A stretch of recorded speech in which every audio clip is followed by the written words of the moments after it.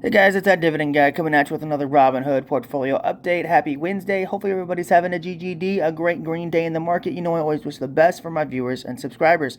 So for today, we're going to go over the overall portfolio, how it's performing by the metrics, the individual holdings and how they're performing, see if there are any deals within the portfolio, as well as take a look at my watch list, which has a couple stocks on it, and figure out what prices I'd want to buy those at. So jumping right in for today, we're sitting at $49,882. And of course, the market's going to fluctuate, so the amount will change. But we're down about $420 today. That 1 week mark, we are down almost $1,400 with a 2.7% loss. 1 month mark, we're up 926, near a 2% gain. That 3 month mark, we're up 1596, a 0.03% gain in the past 3 months. Year to date, we're not really focused on yet because we're a month in.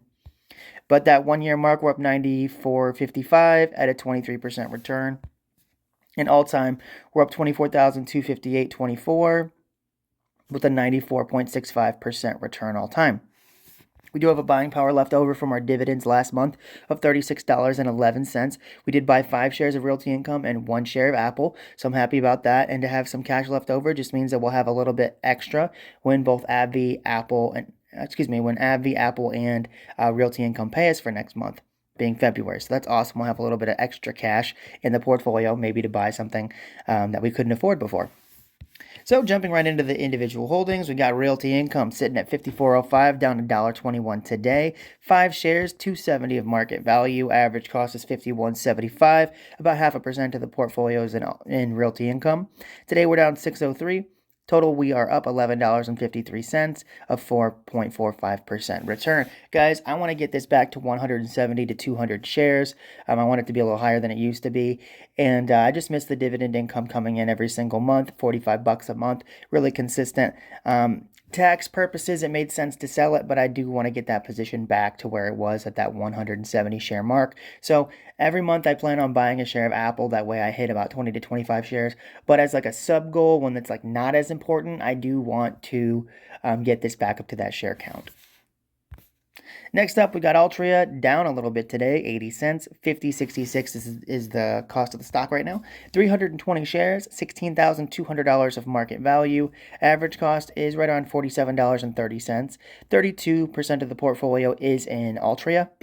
Today, we are down $260, down 1.56%. Total, we're up a little over $1,000 with a 7.18% return. Guys, this is a dividend king. I know it's not loved by the market. Big Tobacco's been slammed. They had that really bad Juul investment, but I feel like people are finally seeing that it is a steady Eddie company.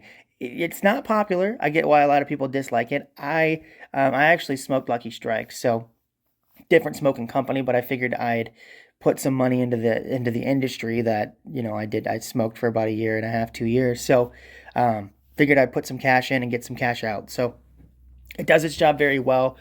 This is a prime example of the strategy of mine that I've been doing, which is dividend growth. So I started off with, of course, 0 shares. Now I'm at 320. Pays me $326 per quarter, and that then pays me enough to buy either Apple or Visa or AbbVie. Usually it's that second set of months, but I am focused on buying Visa too. But I'm guaranteed a share of Apple. As long as it stays below $330 a share, I'm able, with the Ultra dividend, to buy a full share of Apple forever, which is awesome. So Altria buys Apple, AbbVie buys like Walgreens, and then Walgreens buys Coca-Cola or Altria.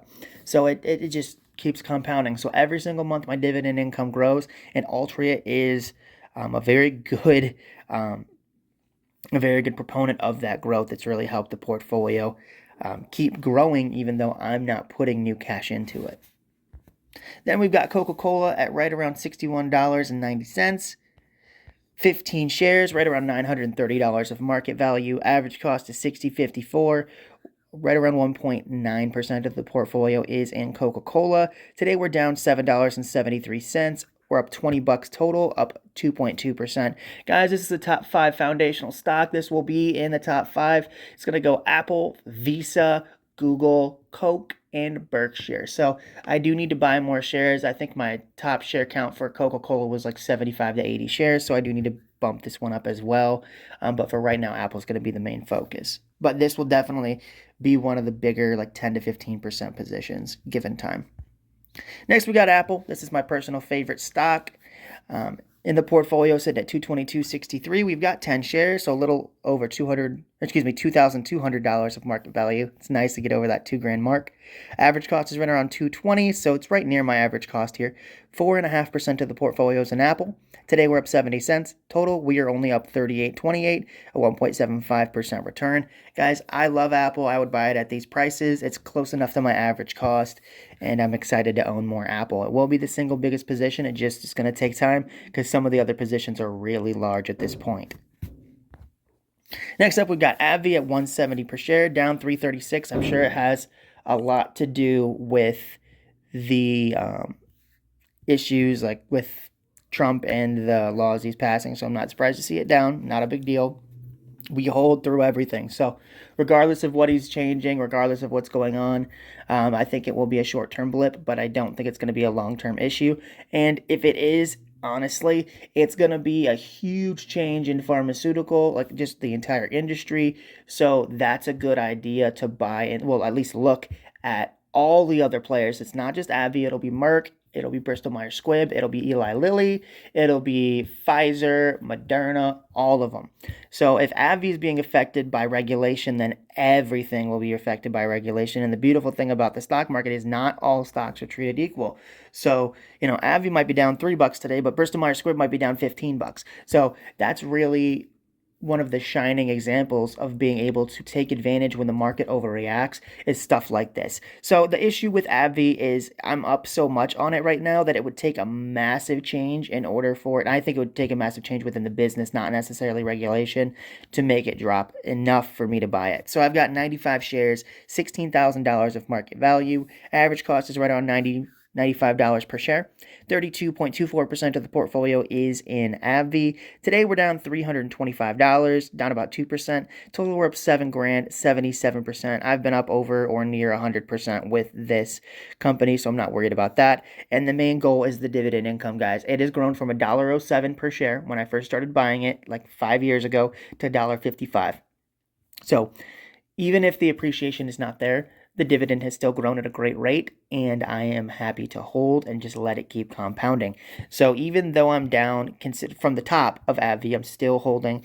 And honestly, this is one of those that I've been waiting to purchase for quite some time. So if if regulation makes it spike down, then I'm going to be excited to buy more. Then we've got Visa at $322.80. We've got one share.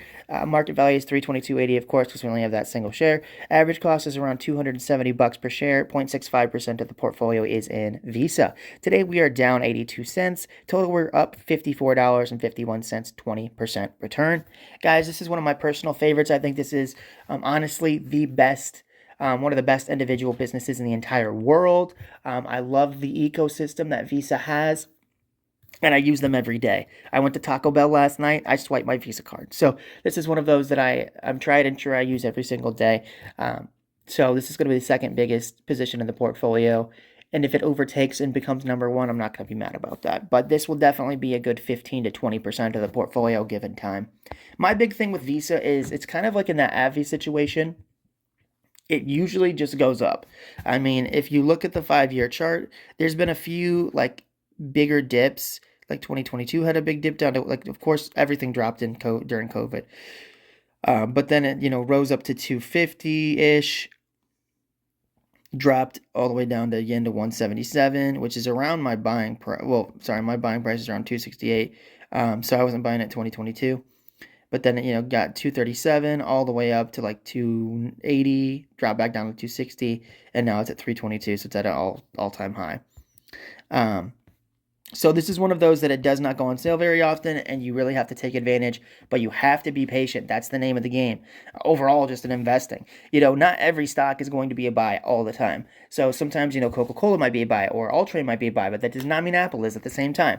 So that's why diversification is important, because just because my goal is to buy more Apple this year does not mean that I'm going to be able to consistently buy Apple, because the price fluctuates. So, there might be a month where Apple's not a good buy for me, and I'll buy Realty Income or Coca-Cola or something like that. So this is a prime example of a quality company that does not go on sale very often. So my goal is to put, right now we're paying off debt.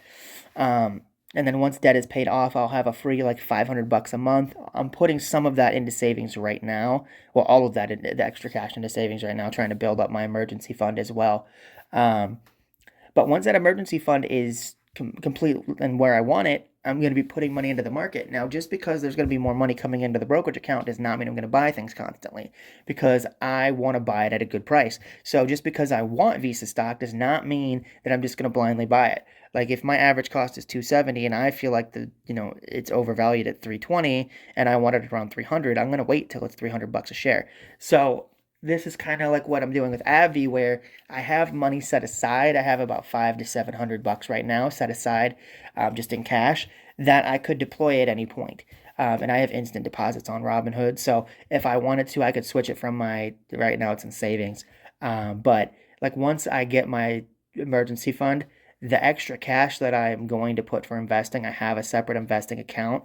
So I'm going to transfer from my check $500 every single month, and I'm gonna have it sitting in that investment account. Once I see like Visa's around my intrinsic value of say $300, I'm gonna transfer it over, and it's gonna be like 2-3 grand, and I'll be able to buy, you know, 5 to 10 shares, because I mean it's a pretty expensive stock at $300 a share. So it's going to take a pretty big amount of money to really move the needle when it comes to the portfolio overall, because it's a $50,000 portfolio. But I'm excited because once I have that amount of cash, all I have to do is wait and deploy it. So right now I'm kind of in the building block stage. My goal is to get Apple and Visa to be two of the bigger positions or the biggest positions in the portfolio. But when you have like $16,000 positions in multiple companies, it takes time. That's a lot of money. So it's gonna take a while to replicate that amount of money. So I'm gonna just let it sit on the sidelines and stack cash until either Apple goes to I think it's like $220 a share, or lower, and then Visa goes to 270 a share, and it might take a couple years. I'm okay with that. Good deals don't happen every day. Warren Buffett is famous for sitting on a crap ton of cash because he doesn't see any deals. So, and they always make some trades here and there, smaller deals, smaller bets.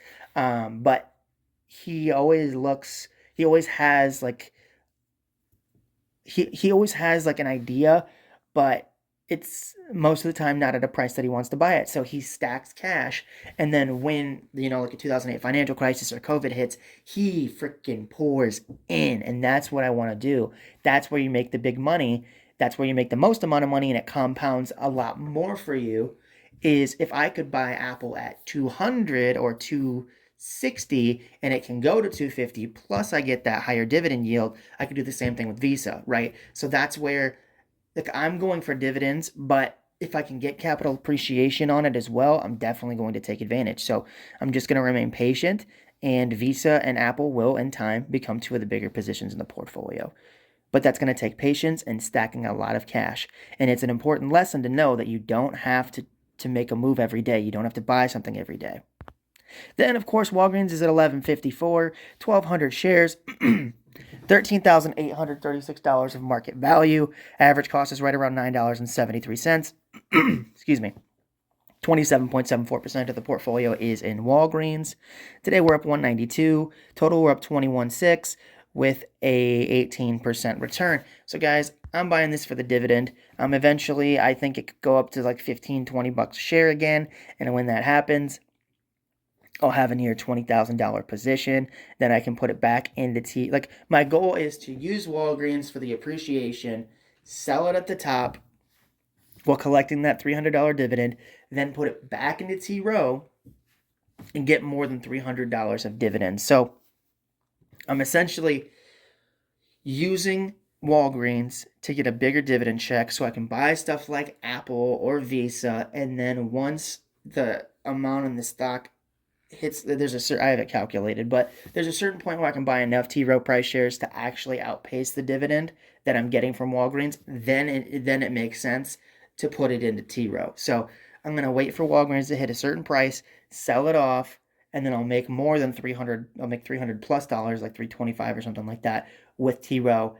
and the dividend growth rate is going to be better in T Rowe. I think the overall business is better. I just saw a good deal with Walgreens at that price, and I couldn't pass it up because the money that was in T Rowe was only making $125 a month. The money now in Walgreens is making $300. So the goal was to then wait until I can get it to over 300 in T Rowe, put it back there, and then if that doubles, or if that has a huge amount of appreciation, and I can get something. I mean, it would take a miracle, but if I could get, let's say Walgreens hits 25, right, and my position's $30,000, and I can put it into T Rowe, and T Rowe's at 110 right now, just example, and it can get to 220. Let's say it doubles, and I have a $60,000 position. Then I would be more likely to put it into Visa. So it's a long-term game. I have price targets in mind of where I would want to exit. But for now, I'm just going to collect that $300 dividend and buy a share of Apple Forever or buy a near share of Visa with a little extra cash, and we'll just keep letting it compound. Then, of course, with the watch list, guys, I've got Google. I'd buy it at 200, and then Berkshire, I'd buy it, at 400, and I want to buy it around 410. So I'd wait here on both of those for now because my main goal is Apple. But with that being said, guys, thank you so much for watching. Remember to hit the like button on the video. Remember to hit the subscribe button on my channel, and I will see you guys tomorrow with another Robinhood portfolio update. Take care, guys.